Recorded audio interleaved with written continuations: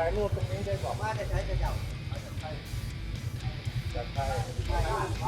ถ่ายตรงป้ายนะป้ายได้ ไปนะแม่ นะ ไปกันไทยเนี่ยไปเที่ยวนักตัวเอารถน้อย บอกไว้ประนามไว้บอกได้วันเดียว มาเที่ยวตัวมีรถน้อย ที่การเอารถข้ามเอารถมาไว้ตรงนครพนมครับ เข้ารถเนาะเข้ารถเนี่ย ที่เกียร์เราข้าม มาชอบรถถูกปะ นอนที่2 คืนเลยนอนตรงอะไรนะหลังทาง2 คืนไม่เอานั่นน่ะเตะบังไฟ